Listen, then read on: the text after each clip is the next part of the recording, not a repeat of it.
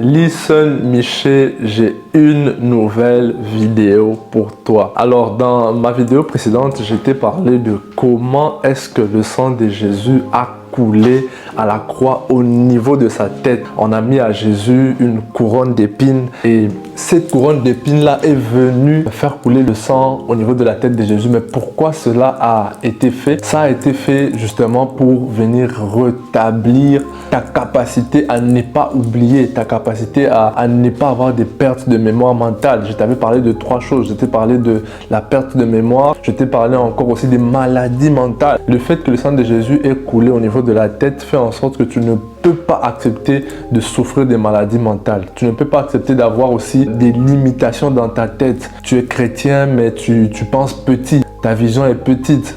Tout ce que tu veux faire est petit. Non, il faut voir très grand, il faut voir plus loin que ça. La parole de Dieu dit que vous serrez la tête et non la queue. Vois-toi comme un conquérant, vois-toi comme quelqu'un qui peut casser les limites au fait. Il n'y a aucune limite pour toi et c'est comme ça que tu dois te voir à partir d'aujourd'hui. Alors dans la vidéo précédente, je t'avais donné un cas pratique. Je t'ai dit que alors que plusieurs personnes ont subi certaines pertes de mémoire, certaines personnes ont subi certaines limitations dans leur tête, ça a fait en sorte que cela ait joué sur leur honneur. Il y a des gens dans la société, peut-être à cause de leur petite vision, ils n'ont pas beaucoup de moyens et ça fait en sorte qu'ils sont méprisés, ils n'ont aucune dignité. Il y en a même, on va prendre dans le cadre de... Par exemple, du mariage, il y a des personnes parce qu'ils se sont limités, ils se sont dit non mais aujourd'hui j'ai 30 ans, ça fait en sorte que je ne peux plus me marier. Et le fait qu'ils ne sont pas mariés a touché à leur dignité. Ils vivent, ils ne sont plus à l'aise, ils vivent mais ils ne ressentent aucune dignité. Alors dans la vidéo d'aujourd'hui, je viens te parler de comment est-ce qu'on a arraché la barbe à Christ. Le sang de Jésus est venu couler au niveau de sa barbe pour te redonner l'honneur et la dignité. Et c'est de ça que je vais te parler dans cette vidéo. Donc reste jusqu'à la fin pour savoir comment cela se fait. Alors, pour nous lancer pleinement dans ce sujet, je vais te lire un verset de la Bible. Nous allons lire dans Ésaïe 5, le verset 6, c'est que la parole de Dieu dit.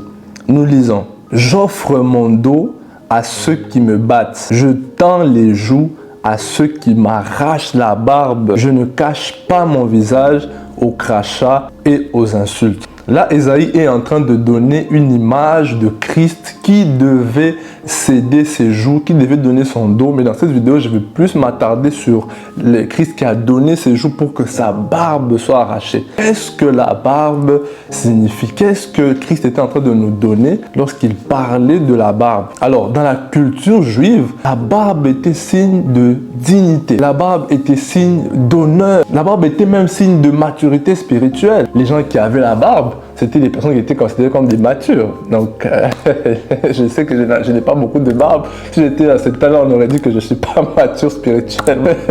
Mais voilà, gloire à Dieu que c'était la culture juive. Dans la culture juive, la barbe était quelque chose qui donnait l'honneur. Voilà pourquoi vous allez voir même dans des films anciens, même dans les films de ceux qui ont suivi certains films même de Jésus, on essaye vraiment de revenir dans cette culture juive-là.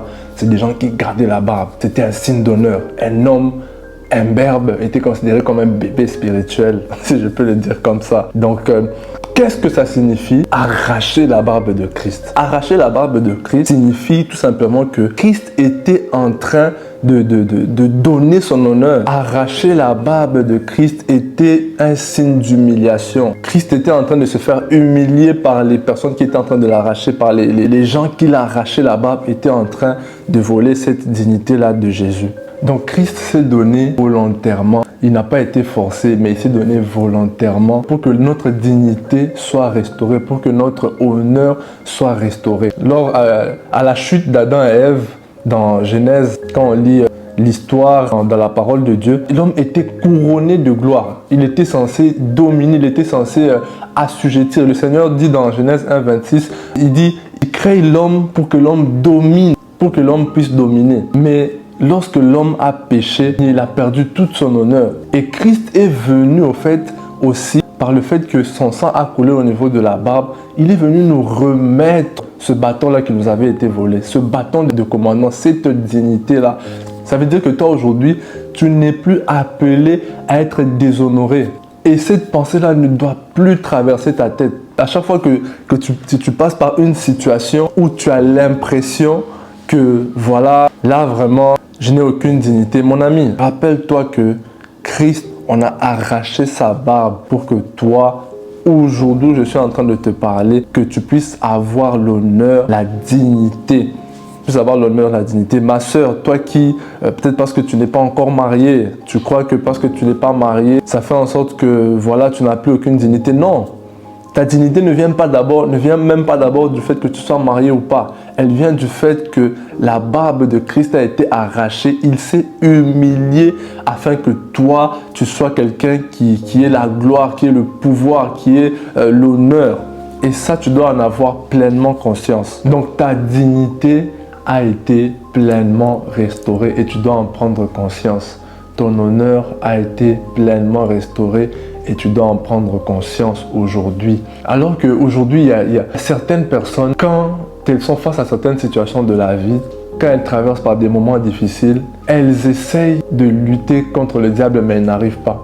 Elles essaient de lutter contre les mauvaises pensées, mais elles n'arrivent pas. Elles tournent le dos au diable. Elles sont en train de courir. Elles sentent que le diable ou les mauvaises pensées du diable sont plus fortes qu'elles, alors que c'est faux. Dans la prochaine vidéo, je te parlerai de comment est-ce que Christ a donné son dos. Il a été frappé au niveau du dos pour que toi, tu puisses le résister. Tu n'as plus le droit de tourner le dos face au diable. Tu dois lui tenir tête, tu dois le confronter et tu as même reçu en Christ le pouvoir de marcher sur les scorpions et rien ne pourra te nuire. Je te parlerai de ça dans la prochaine vidéo. D'ici là, abonne-toi, like, partage à quelqu'un. Que Dieu te bénisse et on se dit à la prochaine vidéo. C'était Listen Miché.